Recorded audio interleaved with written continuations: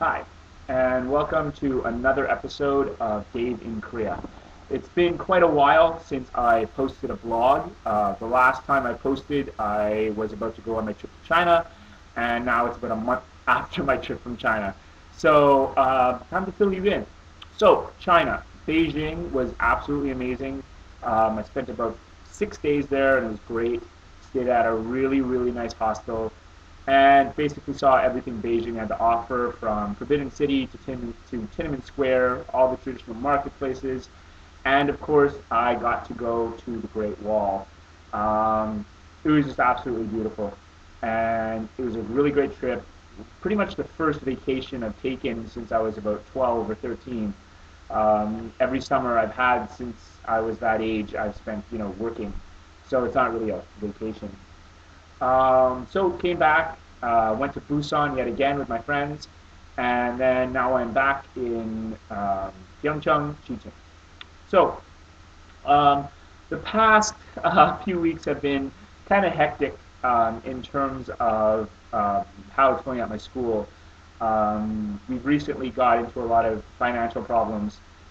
Basically, we had to sell, or the old owner sold the company to a larger company, a larger chain of Hagwons, and then they sold the building, and now we're in a smaller building. So we've combined sort of the elementary school section with the middle school, school section in a building that's about maybe a quarter of the size of the old rooms, of the old building we were in, sorry.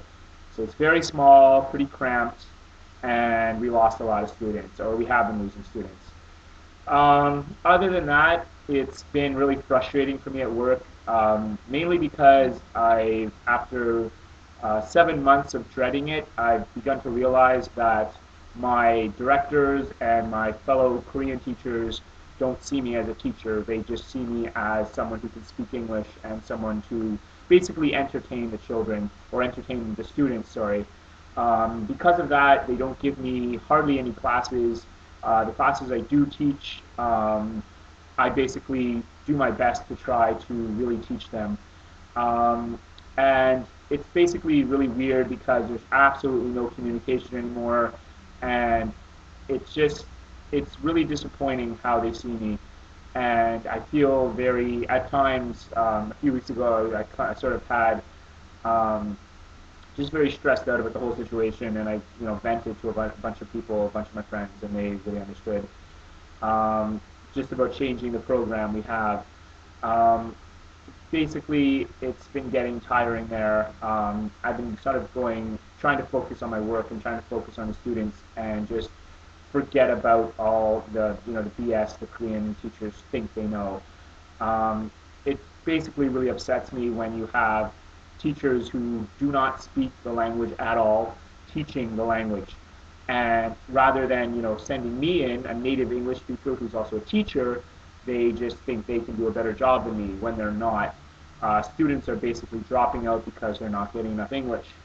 Because of that, I've really sort of stepped up, and I've decided not to pay attention to them and not to listen to them. And basically, whatever they tell me, I'm going to ignore because they don't know what they're doing.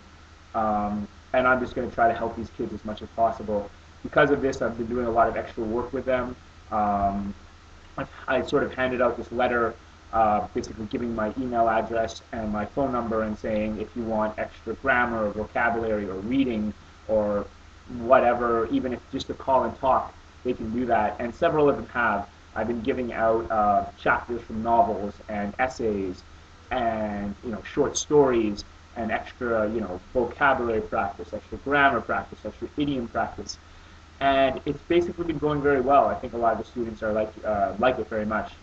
Um, Other than that, trying to get more classes. Recently, because now we've merged, the sort of the head of the elementary school section, he's a foreign teacher, Chris, excellent guy. Um, he completely understands my situation, and he's really been fighting, like really pressing for them to change the middle school and high school section course. Um, Not only to change the teachers, but to change the course outline, the curriculum. And if that doesn't happen, we're going to go under. So basically, I've just been trying to do my best to, make these kids learn and sort of show them that, you know, they can speak English too. Um, Actually, because of this, I sort of had a weird incident last night. Usually in my breaks, we have like a 10-minute break between classes. I just go into a class and just, have a conversation with students. Just tell them, oh, how are you? What are you doing in the weekend, etc. Afterwards, after just talking to this class, one of the sort of Korean teachers came up to me, and in her very broken English, told me that she doesn't think it's a good idea for me to speak English to these students. Um, I was so flabbergasted I couldn't respond.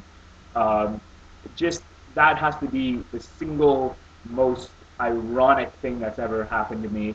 I'm actually thinking about calling up Webster's and telling them I have a new definition for irony. But I'm not going to listen to her, and I'm going to keep talking to these students. And if she does confront me again, I'm just going to, let her have it because this is not the way to teach children. So, more personal stuff. Okay, so I've sort of vented, given my 2 cents about the Korean education system and what I'm trying to do to fight it. Um, Sort of personal stuff, making a lot of new friends, sort of have a little someone now. Recently met her through Korean friends of mine, and things are going great. We've been sort of dating for 3 weeks. Her name is Sunny, and we've been having a really great time. I'm actually going to go meet her today, and I'm sort of really excited about that. And hopefully it could turn into something. I don't know. So that is sort of my update. I will be posting some more soon because now I have a lot more to say. Probably things are going to be changing. So thank you for paying attention, and hopefully I'll tune in again soon.